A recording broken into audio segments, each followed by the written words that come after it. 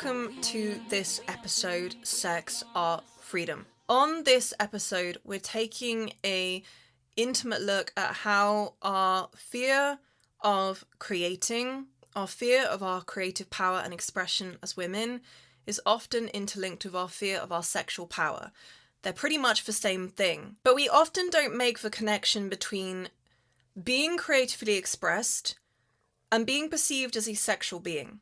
And because we live on a planet that is inherently traumatizing for women, where a woman can't do anything without being highly scrutinized or judged or belittled or viewed through a lens of perception that is so far away from the truth of who she is, I think this is one of the core reasons why you, my love, why so many women who listen to this podcast, who find and follow my work, are afraid of creating.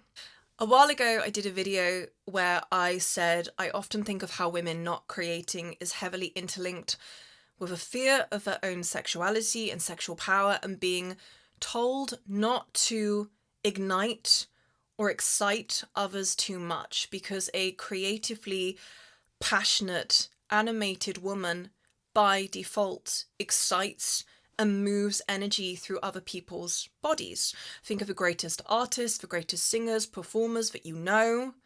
All of them are highly sexual beings, but not necessarily highly promiscuous beings. Highly sexual beings who carry a charge of sexual energy that they know how to run through their body and use to actualize their creative expression, clasp hold as some collective universal truth inside of them, and find a way to express that. And this is one of the reasons why artists and performers are so vilified and misunderstood, and the more progressive they are, the more demonized they are by the culture, and especially women. So it's really not a surprise that you're afraid of your creative expression, because artists are, creative women are, the most misunderstood, but particularly multidimensional creative women who cannot be shoved into a limiting traditional stereotype of femininity that caters to what the culture would want women to be, which is easy to understand, easy to absorb, easy on the eyes, look like a picture of perfection, speak in ways that make people feel comfortable. I think at the core of the oppression that we experience as women is make people feel comfortable with your presence, and if you're making them feel uncomfortable as a result of being authentically you, then there's something wrong with you. We don't question the culture. Well, we are now, thank goodness, thank goddess. But throughout history, we haven't had that thought process. What's wrong with me? Or rather, what is it inside of me that is causing me to feel uncomfortable as a result of being in the presence of a creatively animated, sexually expressed, and ultimately healthy woman? So a woman who creates passionately and isn't afraid to let the world witness her vulnerabilities is a portal into the unknown and into the collective psyche, into the vast plane of garbage and also wonder and magic that we as humans often do not delve into because we're too afraid of the human experience. We're afraid of being changed. We're afraid of transformation. We're afraid of releasing what and who we have been and being stretched and expanded beyond our attachment to our current perception of reality, our identity, our lineage, our culture, where we come from. The creative woman is here to act as a mirror which reflects back at humanity all of the beauty, the wonder, the madness, the ugliness, the horrors that are present within the human experience. That is her job.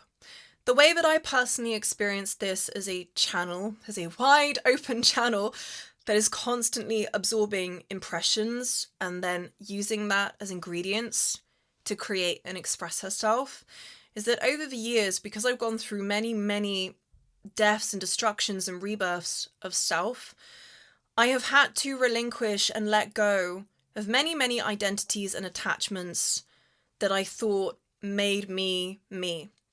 And it turned out that it didn't make me me, it just made me repressed and ignorant and forced me to live in a very small, fear-based world. And the stretching and the resurrection and recreation of myself enabled me to expand beyond holding a singular identity and a singular perception of the world, and instead enabled me to become exactly who I was always meant to be, which is a wide open portal that is able to hold an enormity of information and knowledge and expression and aliveness that enables me to experience life in a more expanded form, rather than just, this is who I am, this is what I like, this is what I don't like, which is the experience most people are having, which is why the revolutionary creative and artist is such a threat to those egoic structures which depend upon familiarity, tradition, convention, consistency, certainty. This is how we've always done things. This is how we've always lived. There is only this way of being, and there is no other way of being. The creative woman comes along and explodes and obliterates and blasts through a lot of the illusions that we've created as a humanity that we think have kept us safe, but have actually just kept us confined and limited and frankly pretty fucking miserable. Because if you're not expanding all the time, the very nature of the universe itself is to consistently expand. And if you are refusing to let life shape you and bring you into a place of greater expansion, then you are going to start to feel stagnant, bored, miserable, frustrated, grumpy. You have become too comfortable with what you believe to be the ultimate life path. And the creative woman is here to obliterate all of that. The creative, artistic woman, the multidimensional woman, acts as a mirror that illuminates a lot of the blind spots of humanity. It's understandable as to why you fear your creative power. But what you also fear is your capacity and your ability to change people. And you fear the repercussions, the backlash, the projections, the responses that you are going to receive from those that you are influencing with your power, with your expression. How much of your fear of being creative, of being seen as being creative, is actually just a fear of your power, and more specifically is a fear of your sexual power? Is it a fear of being creative, or is it a fear of being seen as a sexually expressed being and the projections that will be directed at you as a consequence? There is a lot of fear in this experience for women. The fear of being hypersexualized for your passion, the depth of your essence, which in today's world is distorted through the lens of sex-deprived and sexually repressed men and women. So the truth is, the highly creative woman rarely has the space to express herself without being hypersexualized. That's not your fault. It's because we live in a culture of people who have such a distorted and perverse relationship with their own sexual essence or sexuality, and don't even have any awareness of what it looks like when using that sexual vitality to express. Honestly, the human race is so confusing because on the one hand, people crave that level of creative vitality from artists, from women and men. They crave it. It's one of the deepest and most powerful forces that activates our own inner vitality and our own inner magic when we get to witness it through someone else. And yet at the same time, we're so afraid of it. We're so afraid of what it's going to move in us, challenge in us, bring out of us, things that we don't want to look at. So I always find it strange how polarizing the experience of being an artist is. And one of the ways that you take back your power as a woman is no longer explaining yourself to people who do not have the capacity to really meet you in the fullness of your creative expression. No longer explaining yourself. when we are afraid of our own creative expression, we often feel the need to justify or over-explain why we are the way we are. But the creative and the artist is here to be experienced. They're not here to be understood through the linear logical structures of thinking. The conditioned, programmed mind that needs everything to make sense in order for that person to feel comfortable. The creative and artist is a phenomenon that cannot be explained. And it's very important for you as an artist and creative to find the confidence and the trust within yourself to know that you don't need to make sense to people. You're here to be experienced. You're here to change people, to transform them. That is your purpose. But coming back to the original point, it's perfectly understandable as to why you as a woman fear your creative expression so much. To be sexualized for your creative essence is an insult to the soul within you that wants to be held and experienced in a way that is sacred and respected. Very unfortunately, very few women and men will do this because they themselves have a distorted relationship with their sexuality and with sex. When they think of sex, it's either porn, it's something dirty, it's something that's forbidden, or it's about domination, kinks, and fetishes. For this person, which unfortunately makes up the vast majority of society, a woman being creatively expressed through using her sexual vitality is just another thing to fantasize about, another thing to cheapen, to diminish to an object, something that is here for a man's viewing pleasure, and they have no capacity to experience a creatively animated woman through any other lens of perception other than a sexually perverse viewpoint. Our relationship with sex and sexuality as a society is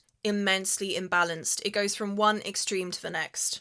Either we act out sexual performances or experiences with absolutely no control over our sexual vitality whatsoever. We haven't learnt how to harness the power of our life force and use it on behalf of expression, transformation, and healing. So we're constantly seeking out experiences that cause us to cycle in this pattern of performative sexuality and often wasting our life force as well, not using it with intention. Or we're so shut down and we're so repressed, we don't use our sexual power at all, which means that we're not creating at all. I am pressing pause on this episode for just a moment because I am incredibly excited to introduce the very first of its kind business immersion for creatives, artists, and aspiring entrepreneurs. Created specifically for multi-dimensional creatives, artists, visionaries, wild women, mystics, educators, soul-led women who crave a feminine and intuitive approach to doing business. This is for the visionary woman who refuses to choose between her art and abundance. The woman who knows that she is here to create, lead, and leave a legacy, but wants to do it in a way that honors her energy, her cycles, her spirit, her gifts. If you have been searching for a business program that makes space for your creativity, who you are, in your multidimensionality, in your complexity, in your wilderness as a woman, and which makes space for your spirituality and your deep feminine knowing and wisdom, whilst also giving you the grounded tools to build a profitable, sustainable business that consistently yields wealth, then let me introduce you to the Aquarian Woman's Business Blueprint, a complete business ecosystem designed to help you merge your creativity with your passions, with your purpose, so that you can create a magnetic brand, a profitable business, and a legacy that feels like you.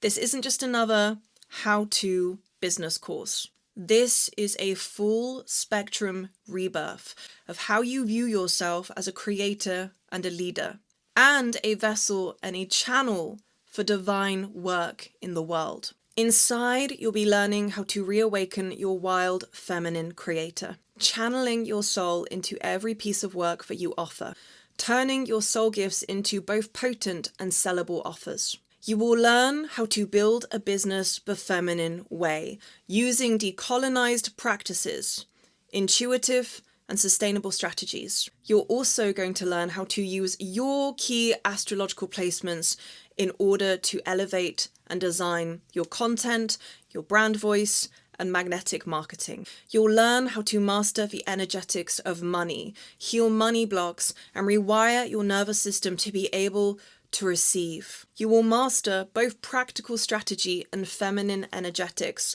to ensure that you consistently hit 4-figure months. And you're also going to learn how to attract a cult following, again, aligned with key astrological placements in your chart, so that you pull in an audience that truly supports your message, your vibe, and your vision. You're also going to learn how to package your creative ideas into high-ticket signature offers that consistently sell. And you're going to be given the exact blueprint on how to do this in alignment, again, with key wealth-making placements, such as your 2nd house, your 8th house, your Venus, and your Jupiter. And you're going to learn how to create systems that support automation, freedom, and scalability so that you can spend more time doing what you love whilst consistently watching the cash flow in. And probably my most favorite part of this immersion is that you're going to learn how to combine storytelling, astrology, rituals, spellcasting, and heart-centered strategy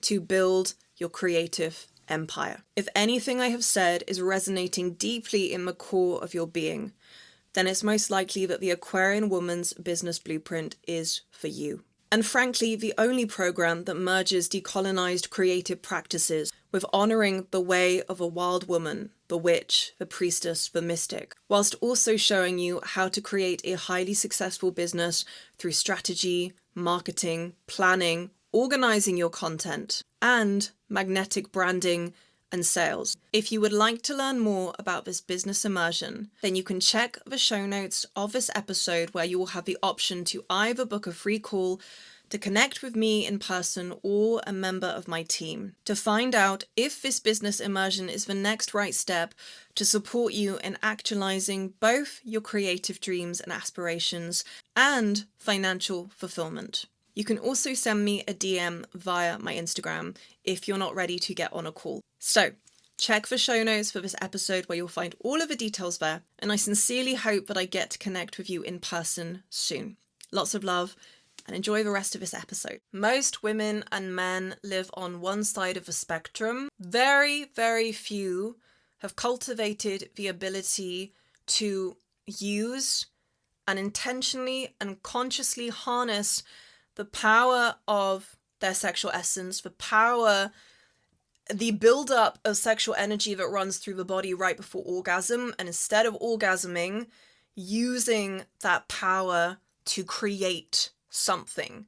So this is what I mean when I say we have a very one-dimensional, linear, constricting, and out of control relationship with our sexual power, because if you don't recognize or even know how to use that power to heal yourself, to move certain blocks or density or stagnation through the body and out through the voice, which is the portal that connects us to so much sacred power, or to use that energy to manifest with intention, you do not have an experience of looking at a sexually charged, creatively animated woman and being able to experience her in the purity of that expression, the purity and the innocence of that expression.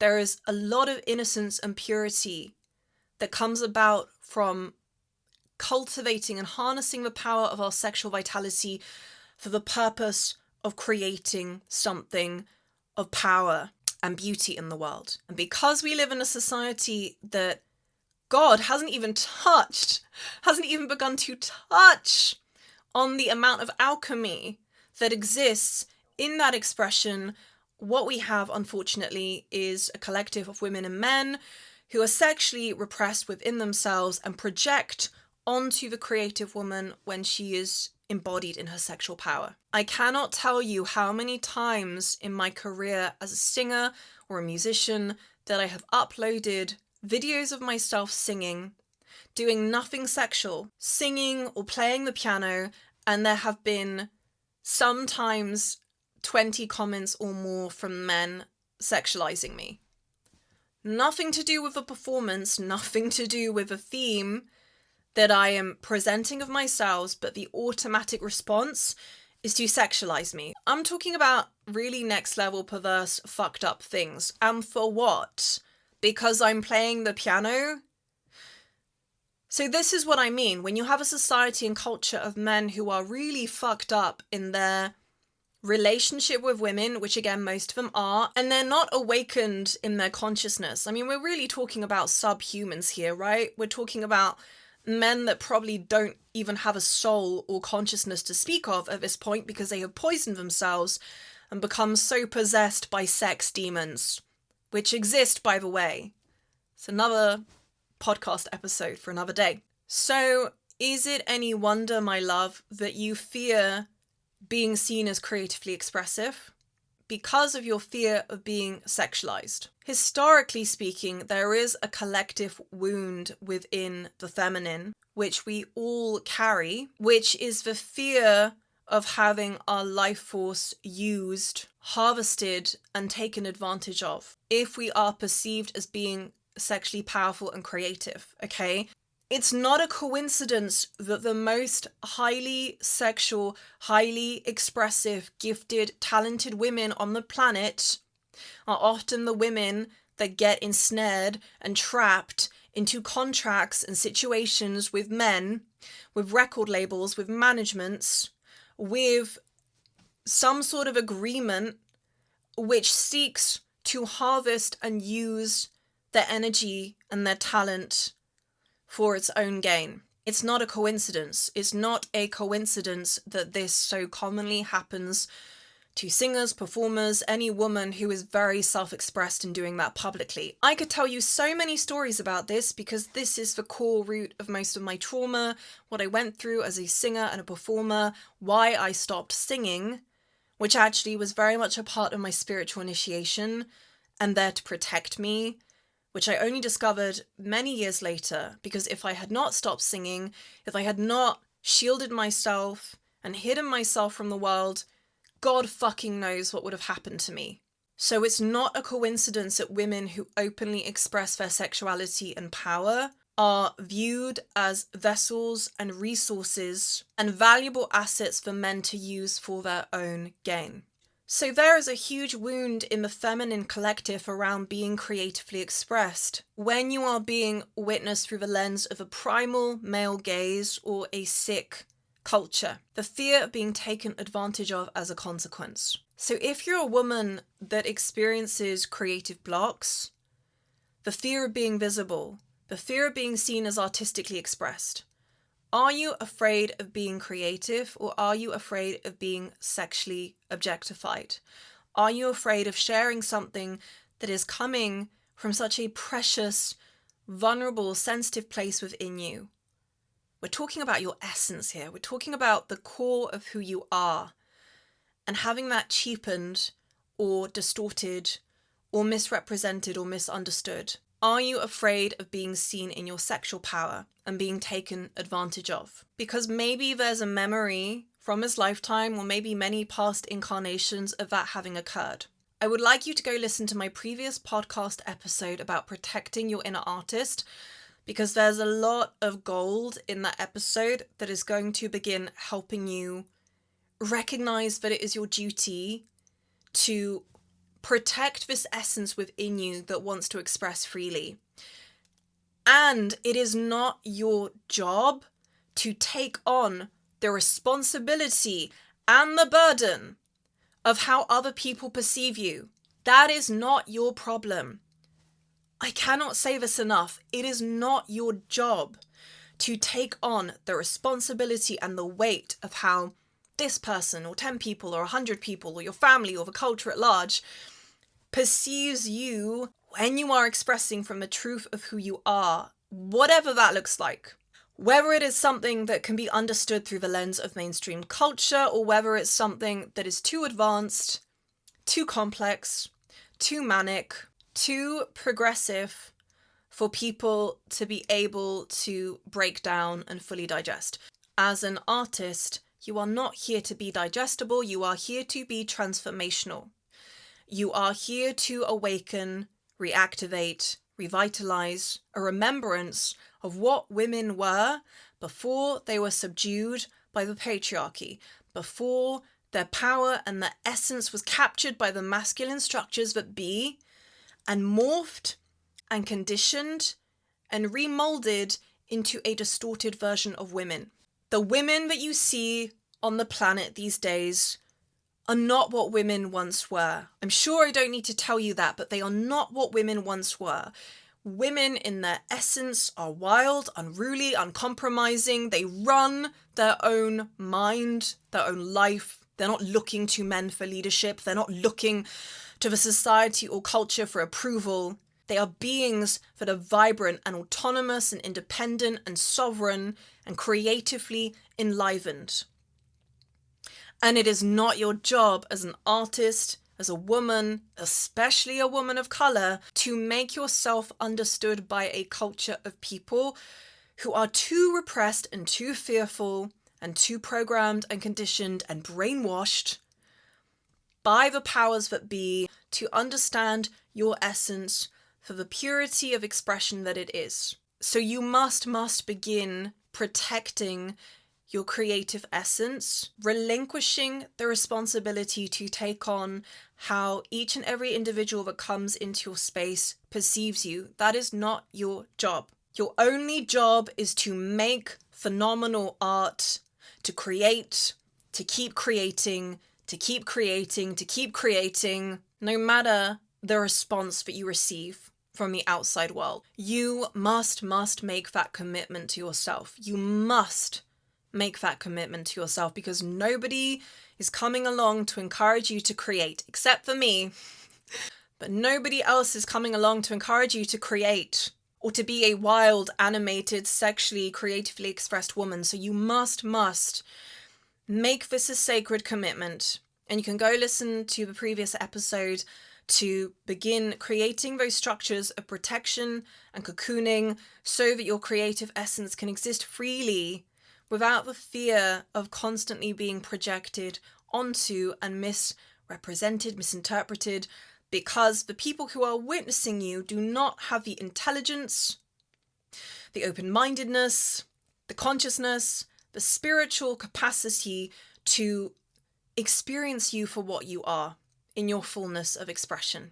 Before I end this episode, I just want to mention quickly that I have released a free business masterclass for creatives and artists who are seeking to not only cultivate the power of their creative voice, but also begin monetizing their art, building a brand, building a business from their creative ideas. All it takes is one idea to build a highly profitable business and brand. I would highly recommend that you sign up and watch the masterclass. You can visit the links in the show note of this episode and watch it now. I really sincerely hope that you enjoyed this episode.